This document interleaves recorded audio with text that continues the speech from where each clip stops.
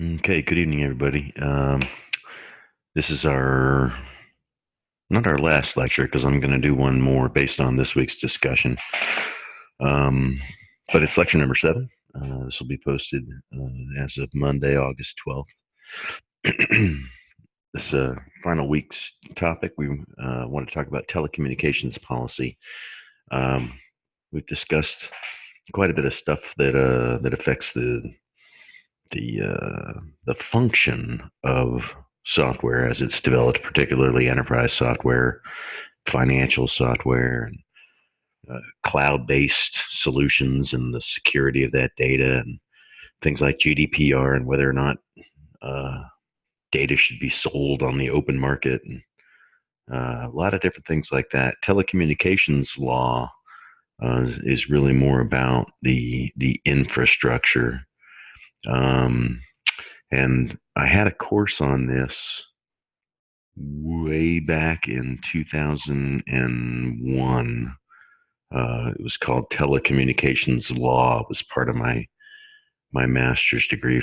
I got a telecommunications master's degree from Southern Methodist University. And that whole course, focused more or less on the Telecommunications Act of 96, which was only then, 5 years old or so. Um, but there's quite a bit of stuff actually that could be covered now in policy, but we'll talk about that. And then the final discussion week, the discussion board has really improved lately. I see a lot of real good discussion among colleagues, as opposed to just throwing some information out there. So anyway, we'll talk about that, and then a little bit more about the research paper, and then we'll conclude. I I'm not feeling well. I'm sorry. This won't be a lengthy lecture. um, Telecommunications policy affects every if you go out to Google and look, you'll find the telecommunications agency that runs. It's mostly run at the national level, as far as how lines are managed, how fees are assessed, who gets the money, how the system is broken into different regional carriers and everything. In the U.S., the most recent legislation that really affected the telecommunications, and mostly that was telephone system, was TA96. This is the law that I believe was signed when, and Al Gore subsequently took credit for creating the internet, or at least the activities working with the legislature that led up to this, because the web kind of hit really big in 94, 95 when AOL Online and everything came out. Golly, has that been 25 years now? So it rapidly became obvious that they needed to do something to spur competition, lower costs, enable access to different businesses, to just open up and enable the internet age, and we've come a long way. But that act demanded that carriers. One of the biggest impacts that I saw as a IT guy at the time, I got into networking, on the network side of things, in about 2000. I started that telecom masters, finished in 2002, and opening up infrastructure was a big part of that. It had been that the phone system, and the bell system was kind of broken into the baby bells in the 80s, maybe 84. But the phone company still had a stranglehold on the only reliable telecommunications path to your home, and that was the twisted pair telephone wire that came to your house, and they had exclusive access to that, and it it became apparent that was wrong because it monopolized access or the ability to deliver internet access, which opened up all kinds of different services and was showing great promise. So TA96 made the phone companies give equal access to someone else that wanted to maybe offer internet access. A good example of that was a project I worked on where we installed DSL access modules, DSLAMs, and and that takes the twisted pair from your house, no kidding, physical connection, and routes it over to a DSL module so you could offer. Oh, at the time it was blindingly fast speeds of maybe 1.2 megabits. But that was considered high speed internet at the time. It was way better than the dial up that you could get, uh, which peaked out at the theoretical maximum of a modem at what, 56.6 kilobits. Anyway, that's what TA96 did. And we've seen the results of that opening. I paid $1 a minute for long distance from overseas back in the mid 80s. I think the last time I had a long distance bill was in 1994. That competition uh, basically put the long inside the United States, Mexico, and a lot of times, including Mexico and Canada, put the long distance uh, business out of business. Nobody even thinks about it. You call nationwide now, no one even thinks about it, and that's all due to some good legislation that opened things up and spurred competition. Um, and it did lower subscriber costs dramatically. Another source of telecommunications policy that you could use for your final paper is the ITU, and that's the standards body.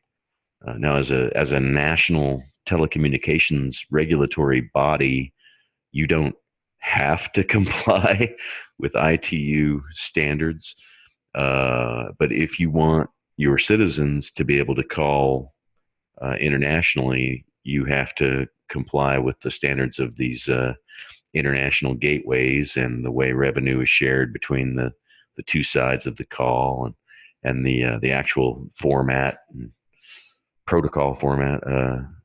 So that comes from the ITU.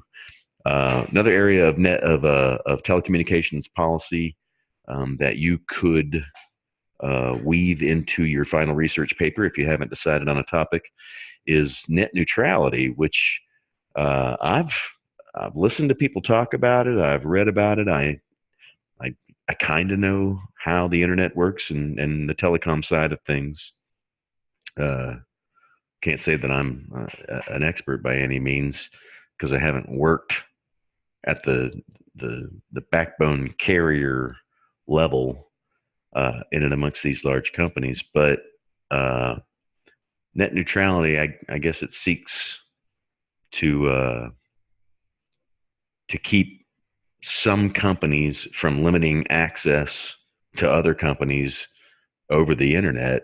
Uh, it sounds like they want everybody that's hooked up to the internet to be everyone, whether it's a business, a government entity, a private individual, to be hooked up at the best data rate that the company can provide with no throttling, no no change in bit rate for anything. For you can't do quality of service guarantees with say voice calls or video monitoring of critical infrastructure or or any of the things that you would think you would want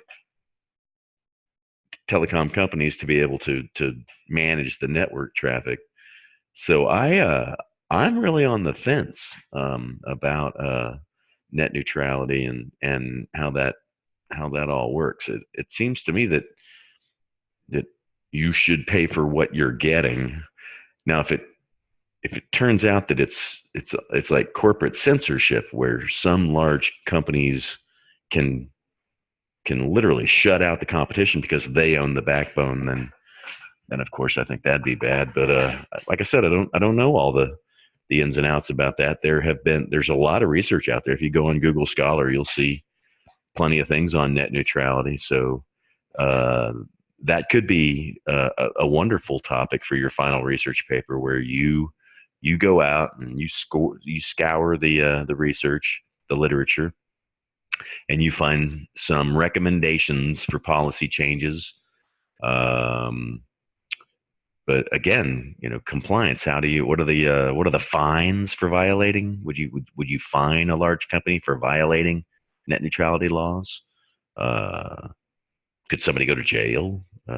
How do you assure compliance, and how do you measure that? How would you have a regulatory body have access to make sure that they're not throttling or blocking or showing preferential treatment outside of the bounds of net neutrality laws? So that might be interesting. And then there's the future of telecom policy and all the things that we don't currently regulate that are just uh, uh, great opportunities to fix major problems out there. Update to TA96. I think personally that the cable companies are right where the phone company was years ago, and that uh, the subscriber line to my house, whether it's fiber optic or not, is it's a natural monopoly. Um, they You're not going to allow three or four or 10 different cable companies to dig trenches down the road into the neighborhood, and especially the final mile to each and every house and flat in the country. So I kind of look at that line as a public resource, almost like the street. You can't give FedEx access to your house and not UPS or uh, something like that. So I think there's quite a bit of up in the air there that could be fixed in future legislation. One of the things that I would like to see enacted that a lot of people think is a privacy violation would be mandating authentication and authorization for any internet connected device and or person. This is my own opinion. You can't, in the United States and most places in the world, you cannot operate a motor vehicle on a public resource, otherwise known as a road, without a license for the driver and a license for the vehicle, to make sure that the vehicle complies with safety standards and interoperability standards, and that the driver is trained and safe. But yet we allow uh, objects, devices, and people to drive on the so-called information superhighway. And I just think some getting away from that. I don't know if it's IP version 6 and having absolutely every IP address assigned to a human being that is responsible for conduct uh, of all devices under their subnet. I don't know if that would finally fix all of this, identity theft and hacking or what, but it just seems to me that there's a need for authentication on the internet. The future, like I said, the possible final research paper topic could be the future of telecommunications policy, and in any way that we regulate. And again, this is getting away from the content or the functionality of the information systems, and more to just how we move bits across the world. Could be access to submarine fiber optic cables. One of my favorite videos I share with my undergraduate students is shows the how they lay fiber optic cables on the seafloor, and there are territorial disputes and access disputes, and fights between the telecom providers and very large international fishing um corporations that use huge dredging nets and will occasionally dredge up a multi-million-dollar fiber optic cable and interrupt internet traffic, which costs everyone money. So anyway, there's lots of things going on in telecom: spectrum management, satellite management, microsatellites. Uh, if we ever did have a global um, cloud of drones or balloons that were enabling internet access, it would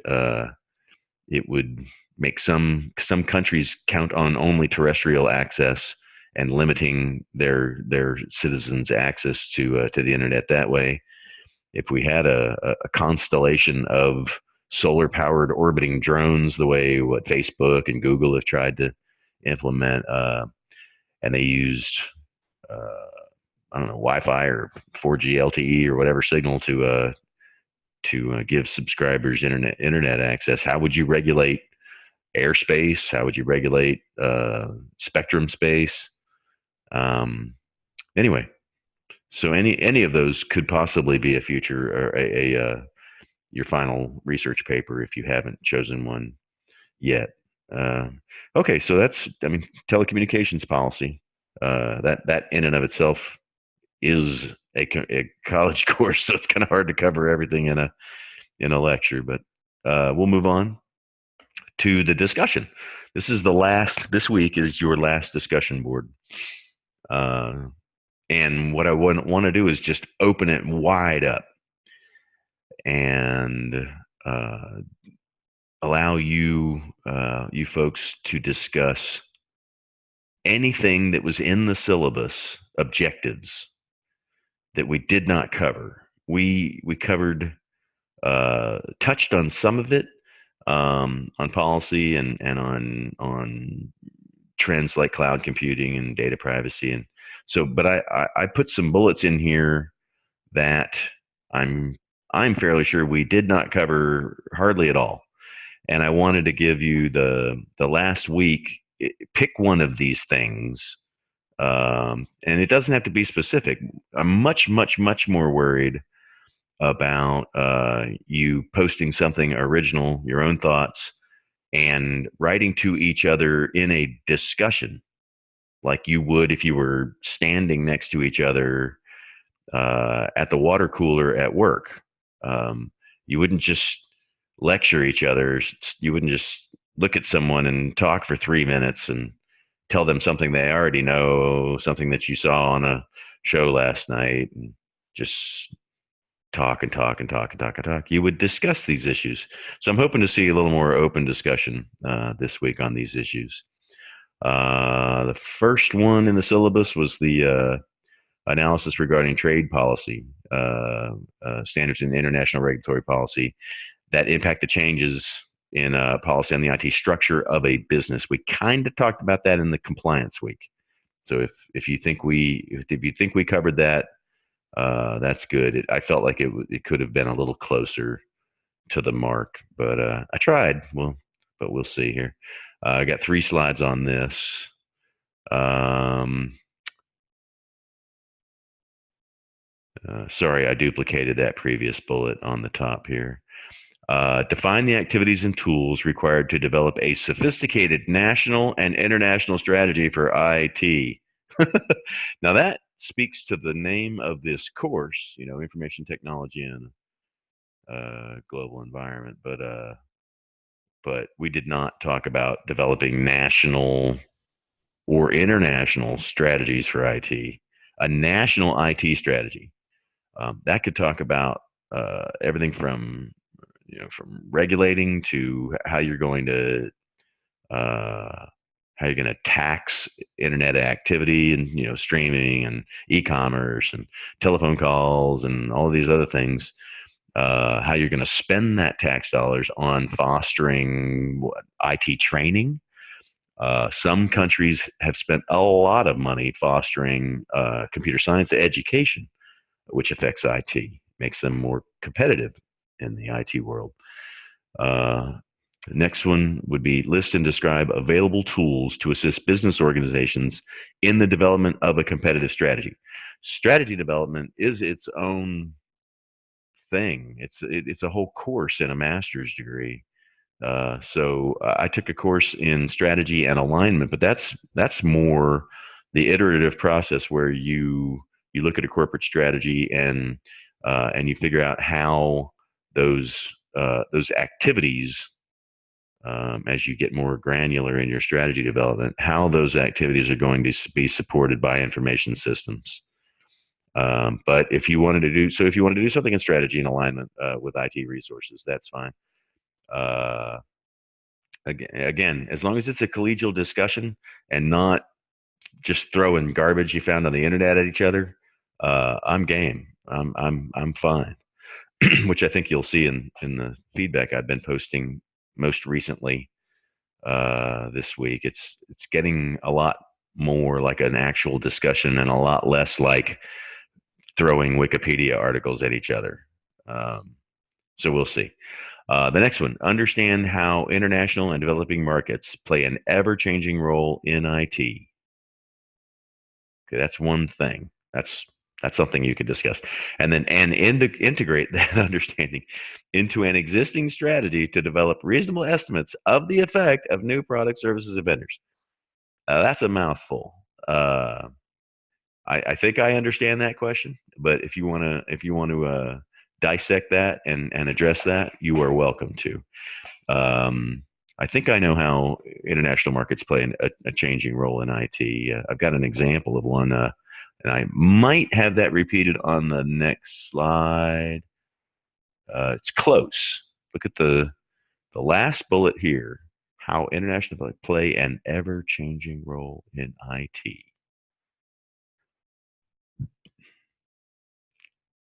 And integrate that understanding into an existing strategy to develop reasonable estimates of the effect of new products, services, and vendors. I like this one here, though. This is a little more easy to get your brain around. Describe an example of the effect of an emerging market on global IT competition. And this one is sort of interesting. When I was getting my telecom masters almost 20 years ago, they were throwing out a statistic. I'm sure you could look this up. The data is still out there floating around the internet.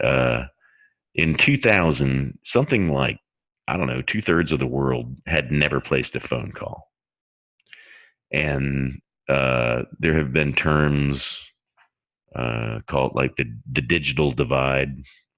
That even pertains in the United States, where some folks have high speed, some folks don't.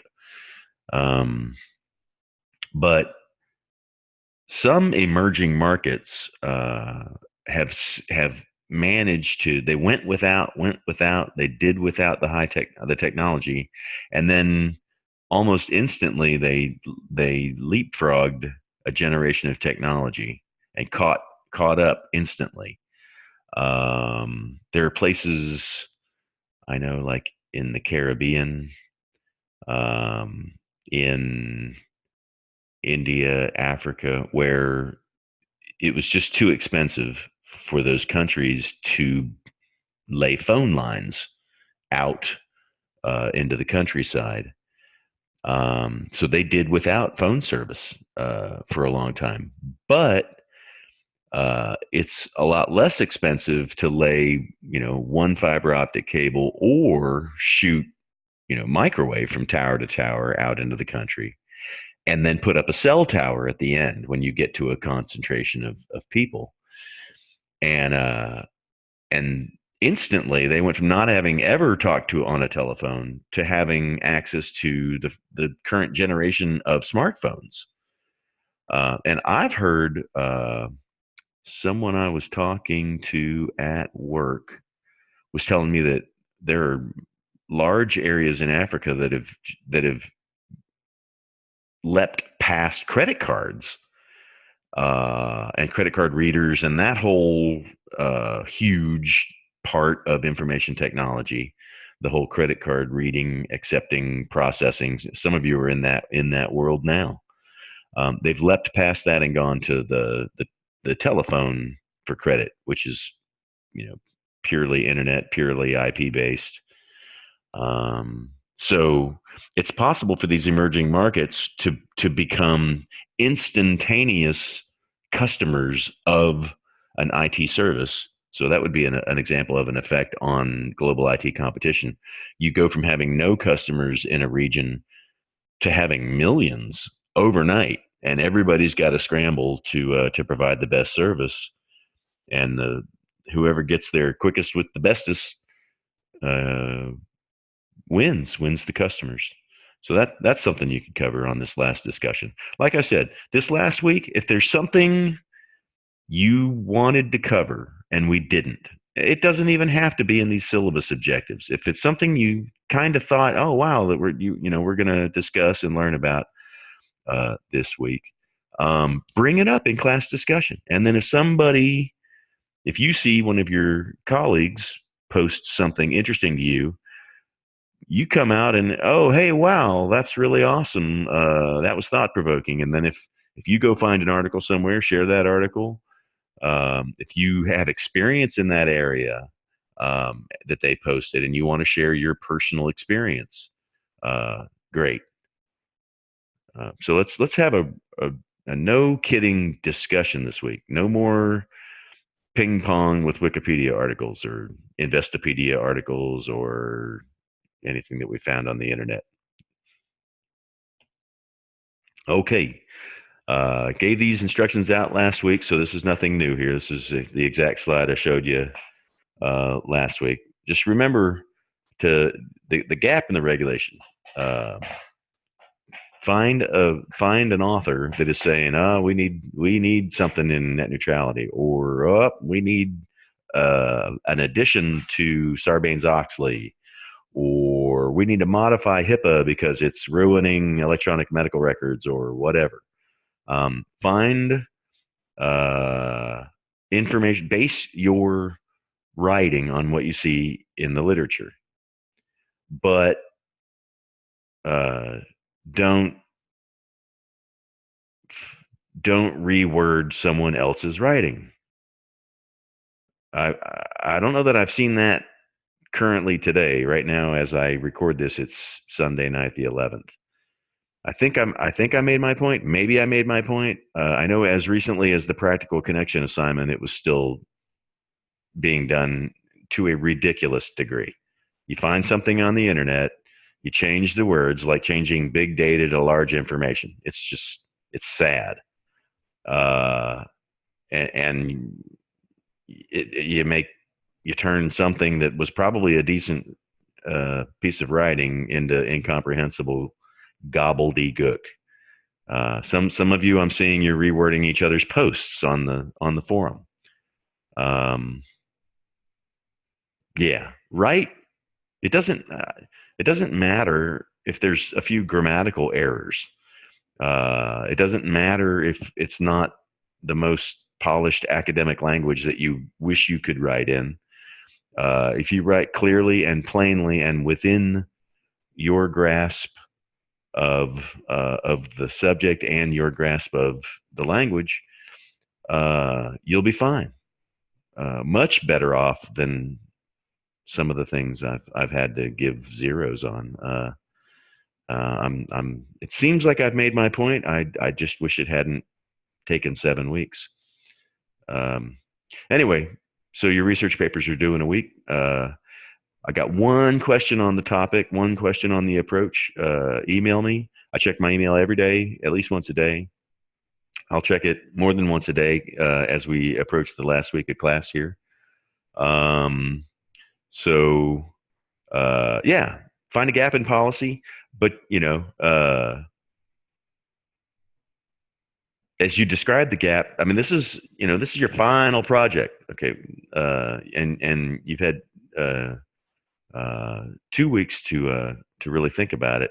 Um, 5 pages fills up pretty fast. You don't need to write all that much. So I say 5 to 7. That's seven's a max. I'd love it if everybody turned in a 5 page paper. Of course, that doesn't include your title and your reference page, but 5 pages of meat, and then use the APA paper I cited, posted, the template. It shows you how to do your headings. Your headings really in an APA paper really help to. That's how when I would write an APA paper, I would use an outline. I would use the headings, the heading format in an APA paper. No abstracts. They're too short of a paper to do an abstract. Um, but I would do my outline in the headings before I even, and I would leave the template stuff, the Latin or whatever it is that they use to fill it in, fill the filler information. I would leave that there, and once I had my headings right, I would go back in and fill in the information that I wanted. I would make the points I wanted to make. Uh, good topic sentences flow into the paragraph. Just basic, middle school composition rules. So that's your research paper. Okay, so I'm gonna do my very best to get into the conversation more this week, because I'm hoping to spend less time uh, writing up safe assign reports and whatnot. Uh, I've spent all of my time in safe assign and Google search, um, checking people's verbiage, and I just it's sad. I'm depressed that I haven't been able to actually spend time sharing doctoral level thought and processes, and sharing your road ahead as you write your dissertations. I would encourage you all, if you haven't, to read what is, as of right now, the most recent announcement. It's the message from Dr. Brown, our department chair. I wrote a little preface up front, but the message came from him, and it's this rewording thing. It's rewording and using your fellow students' posts and changing the words of that, and that came from something else, and they changed the words to that, and until you just have incomprehensible nonsense. It's like, most of you are software engineers. It's like if you got a requirement at work to write some code, and you went out to GitHub and found something that sounded close, and you just turned it in for your code, and that's what's happening in this class. Uh, and it doesn't answer the question. It doesn't meet the spec uh, of the software that you're trying to write. So anyway, I would have liked to have spent a lot more time on a lot different effort this course. So hopefully I've learned some things this course that'll allow me to do things a little differently next time. Questions, concerns? I've gotten a few requests to rewrite papers. If you can explain to me why my instructions were wrong or misleading, or how your paper addressed the issues and instructions and was original content, I'm perfectly open to you defending any score that you got. Shoot me an email. But I didn't know that copying somebody else's work word for word. You guys have master's degrees. It's just silly when I see those requests. But anyway, you're welcome to shoot me an email. I encourage you to ask any and all questions on the final research paper. 5 pages maximum. I'm going to take the day off Monday and grade them all. No late assignments. I saw a couple late papers this time, and it's almost always a sign of last minute struggling, and it never turns out to be the paper that you wanted it to be. So get on them now, and let's bring those grades up. Um, I'll do what I can to give maximum attention on your grade to good final assignments. Okay, so if you're struggling and you're freaking out and you turn in a solid, honest, original final assignment, I'll see what I can do about your grade on your previous assignments. But if I see this rewording stuff and nonsensical, horrible paragraphs that don't go anywhere, uh, make sure you've got some flow in your papers. Again, I've posted samples of my writing. If you see something in there that you think is, email me, that you think is wrong or that you don't understand. I write very plainly. I don't write terribly complex sentences. I break things up so that the reader understands where I'm going. I use good topic sentences at the beginning of each paragraph. All of those topic sentences go back to a thesis sentence that spells out at the highest level of my paper what I'm going to talk about. So I write like the academic articles that I read. I try and mimic the best articles, the best writers that I've seen out there, and that is writing very plainly. As far as the structure is concerned, now the subject matter may sound complex. It may, but the structure is understandable. As far as this is my paper, it's about this subject. I'm going to talk about this subject in area A, B, and C. And then I've got a heading that talks about area A. And my underlying paragraphs will dissect A and talk about nothing but A. And then I'll move on to B. And then I'll wrap it all up at the end. And so, this, like I said, this is junior high composition, 7th grade papers. So I'm sure everybody's going to do great. And like I said, I'm not feeling well, so I'm going to sign out and invite you one more time to please let me know if you have any questions or concerns on the final discussion or the final paper. Thanks and good night.